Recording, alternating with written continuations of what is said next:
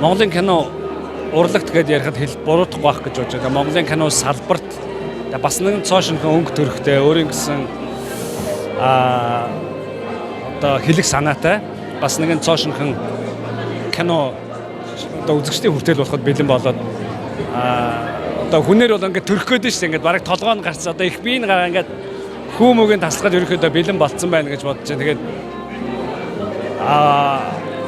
жоо сандрал байна.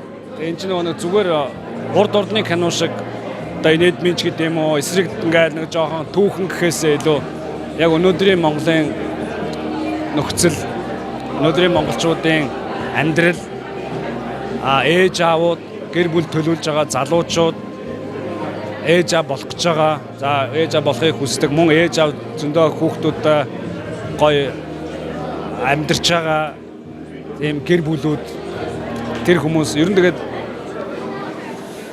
бүх насны хүмүүс ирэл үзээсэй л гэж бодож байна. Тэгээ би нэг цогтгээд бас нэг залуу.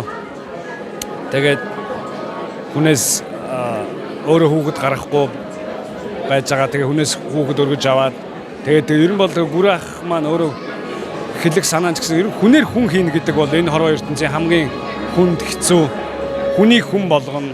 За хүнийг ч гэдэг юм уу. Ер нь тэгэл өөрийн ч гэлтгүй хүний ч гэлтгүй тэр хүнийг өсгөж хүнийг хүн болгоно гэдэг бол ер нь асар их дэвжээр асар их ухаан.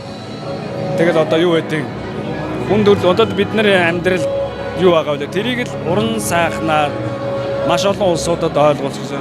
Ялангуяа зөөлөн сэтгэлтэй залуучууд юм уу эмэгтэй ямар ч төрлийн ааш ариншинтай эмэгтэй хүн байж болно. Магадгүй тэр ээж байгаа. Тэгээ Монголынхаа бүх ээжүүдийг энэ киног заавал цаг зав гаргаад өөртөө цаг гаргаад их нэртэй нөхөртөөгөө магадгүй хүүхдүүдтэйгээ ирээд аав ээжигээ хайрлах, үр хүүхдээ хайрлах тэр гайхамшигтай гоё философиг энэ киноноос ирж ойлгох болов уу гэж бодож байна.